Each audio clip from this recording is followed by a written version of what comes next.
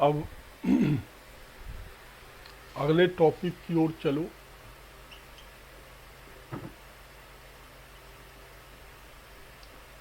औद्योगिक क्रांति।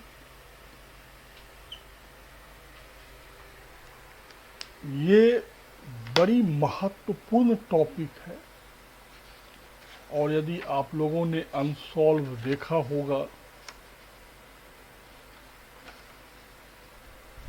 तो आप लोग महसूस कर रहे होंगे कि हमेशा क्वेश्चन रहता है और इस औद्योगिक क्रांति को अच्छे से समझना, क्योंकि यहीं से पूंजीवाद और समाजवाद दोनों का जन्म होगा, इसलिए आपको ये ध्यान देना होगा कि अगला टॉपिक रूसी क्रांति भी यहीं से निकलेगा। तो पहले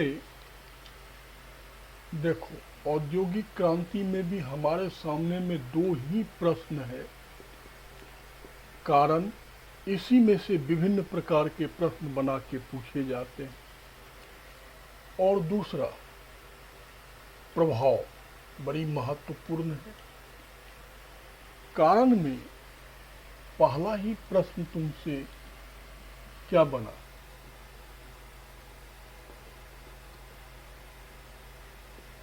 इंग्लैंड में ही क्यों?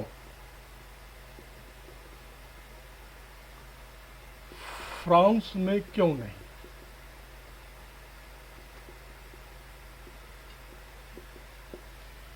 इंग्लैंड में ही क्यों? फ्रांस में क्यों? ठीक।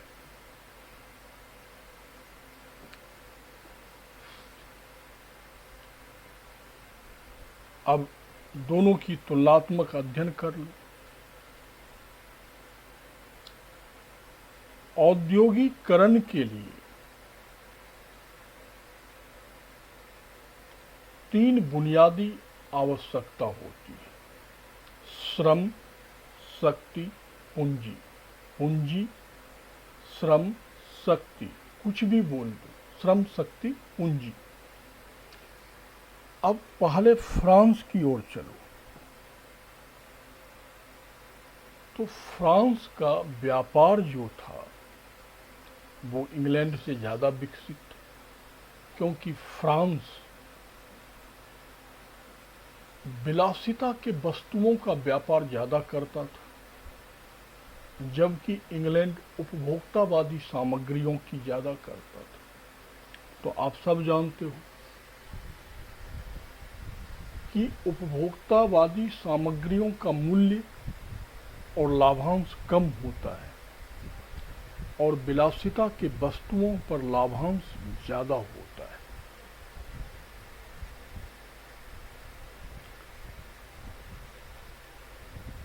और इंग्लैंड के पास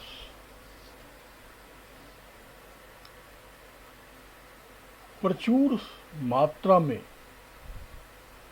शक्ति उपलब्ध थी। रेशम, पटसन, कोयला, लोहा का प्रचुर साधन था।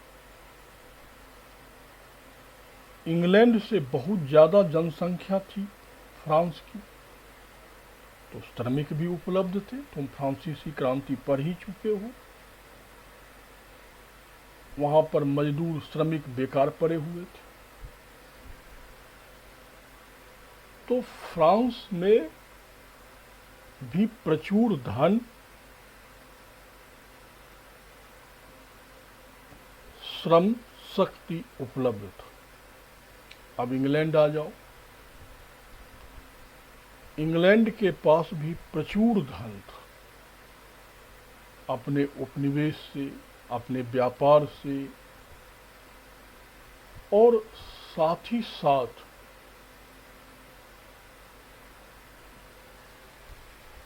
जल दस्युता। इंग्लैंड समुद्र में डकैती भी डालता था। इस सब के माध्यम से उसके पास धन एकत्रित था, कच्चा माल भी उपलब्ध था,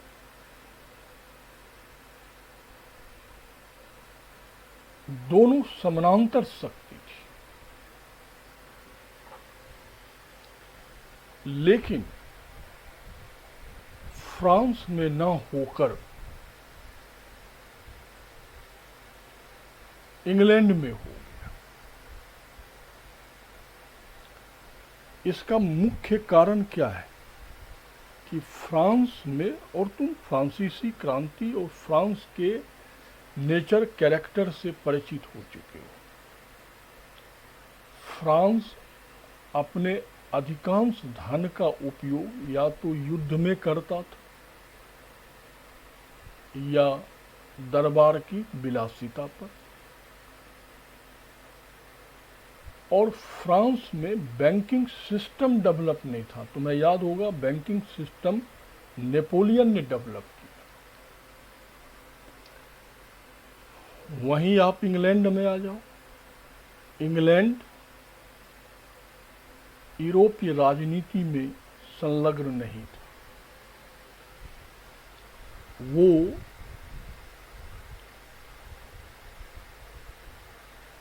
उपनिवेश में ज्यादा दिलचस्पी रखता था, यूरोपियन युद्ध में कम फंसता था।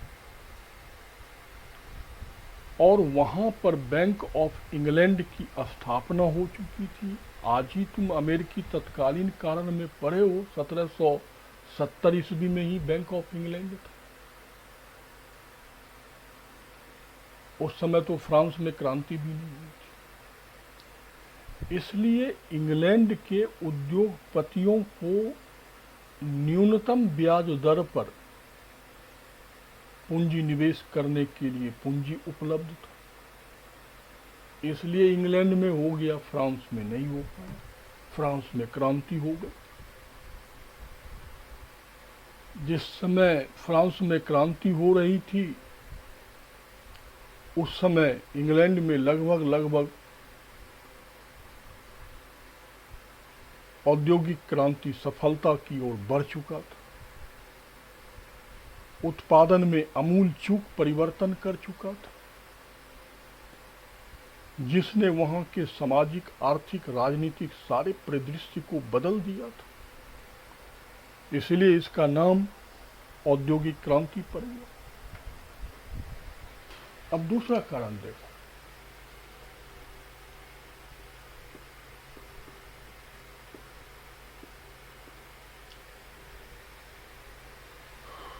उपनिवेश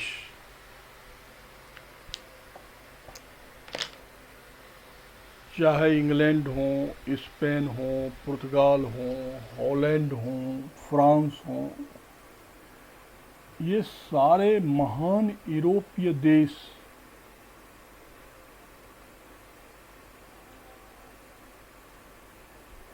दुनिया भर में उपनिवेश फैलाने के लिए होड़ मचाते रहे।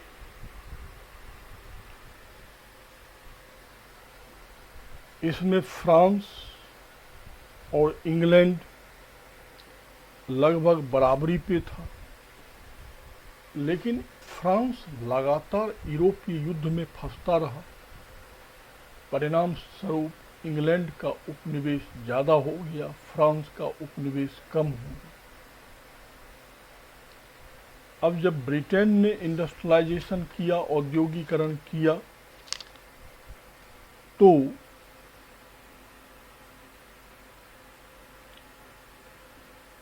उसका फायदा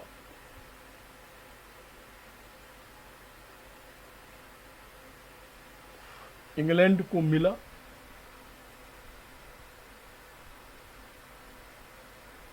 क्या फायदा मिला कि इंग्लैंड को कच्चा माल चाहिए, उपनिवेश उसका स्रोत बन गया। और बनी बनाई माल के लिए मंडी चाहिए, उस मंडी की उपलब्धता हो गई। तो इस प्रकार हम देखते हैं कि इंग्लैंड को कच्चा माल और मंडी की उपलब्धता के कारण उसका औद्योगिक विकास दर लगातार बढ़ता गया और वो क्रांति में तब्दील हो गई। तीसरी चीज, स्वयं इंग्लैंड की भौगोलिक अवस्था।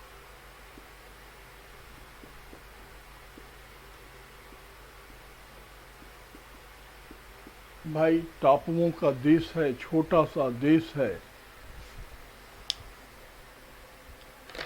तो इनके पास जो अपना कच्चा माल था, लोहा और कोयला, वो पास पास ही पाए जाते थे। जहां लोहा है उसी बगल में कोयला है, तो इन्होंने उसी के बगल में धातु निष्कर्षण कारखाना खोल दिया, प्रगलन कारखाना, लोहा को गलाने वाली। तो इससे क्या हुआ, इंग्लैंड का मशीनीकरण हुआ, बड़े बड़े मशीन का निर्माण हुआ और उससे इंग्लैंड का मशीनीकरण हो गया। तो ये इंग्लैंड को अपने प्रकृति प्रदत्त संसाधनों का लाभ हुआ। और दूसरा चीज देखो, इंग्लैंड अटलांटिक महासागर के मध्य में स्थित है, तो वो अमेरिकन देशों के साथ भी व्यापार कर सकता है और अन्य पश्चिमी यूरोप के देशों के साथ भी व्यापार कर सकता है। टापू आइलैंड का देश होने के कारण उनके पास कटे छटे बंदरगाह उपलब्ध है। तो कटे छटे बंदरगाह की उपलब्धता है और ब्रिटिश सरकार ने क्या किया कि टेम्स नदी से नहरें निकालकर नए औद्योगिक नगर लिवरपूल, लंकाशायर, मैनचेस्टर, इनको जोड़ दिया। इसलिए कच्चा माल बंदरगाह पर आती थी, नहरों से वो व्यापारिक नगर जाती थी, व्यापारिक नगर से बना हुआ माल लोड होकर बंदरगाह पर जहाज़ों पर लोड हो जाती थी। तो इसका जबरदस्त फायदा मिला किसको, ब्रिटिश औद्योगिकरण को, जो औद्योगिक क्रांति में तब्दील हुई। और हम और आप सब जानते हैं, इंग्लैंड ने 18वीं सदी आते आते नौसेना में सर्वश्रेष्ठता हासिल कर लिया था। अब भाई दुनिया का ऐसा कोई देश नहीं होगा और ऐसा कोई महासागर नहीं होगा जिसमें उसके नौसैनिक अड्डे नहीं होंगे। अब देखो, सुरक्षित, जैसे भारत से ही सुरक्षित कच्चा माल इंग्लैंड पहुंच गया और वहां से बनी बनाई माल यहां आ गई। ये इसके नौसैनिक श्रेष्ठता के कारण है। अर्थात महासागर में इसके माल को कोई लूट नहीं सकता था, इसलिए यहाँ के पूंजीपति व्यापारी निडर होकर व्यापार कर रहे थे। तो स्वाभाविक है इसका औद्योगिक विकास दर बढ़ेगा। लेकिन कहा जाता है, ध्यान देना, अंतिम चीज, कि इंग्लैंड के कृषि क्रांति का बचपना औद्योगिक क्रांति रूपी युवा अवस्था है। एक्चुअली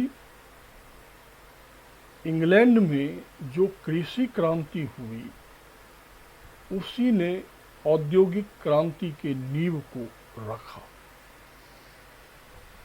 समझो कैसे।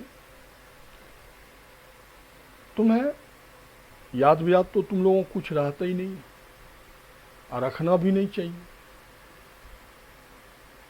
अस्थाई बंदोबस्त में मैंने पढ़ाया था कि इंग्लैंड में बारी आंदोलन हुई थी, अर्थात वहां पर जब सामंती प्रथा का अंत हुआ तो छोटे छोटे रकबों को मिलाकर बड़ा रकबा बनाया गया, फॉर्म हाउस टाइप, और उसमें वैज्ञानिक विधि से कृषि की गई,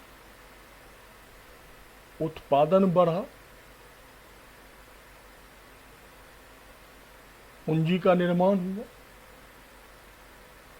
नगदी फसलों का उत्पादन हुआ, उससे पूंजी का निर्माण हुआ। अब इस पूंजी का निवेश कहां होना चाहिए?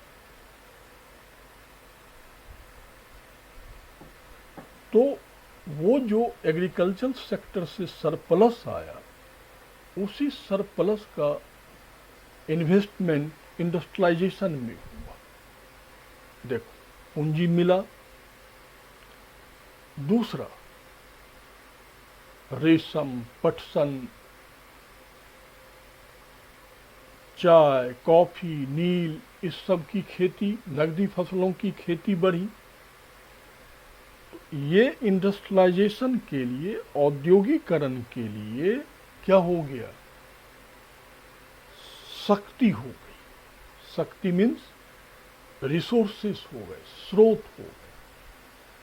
चूंकि वैज्ञानिक तरीके से खेती होने लगे, मशीनों का ज़्यादा प्रयोग होने लगा, तो कृषि क्षेत्र में लगे हुए मजदूरों की संख्या कम हो गई, कई मजदूर बाहर हो गए, तो इसलिए श्रम की भी उपलब्धता हो गई।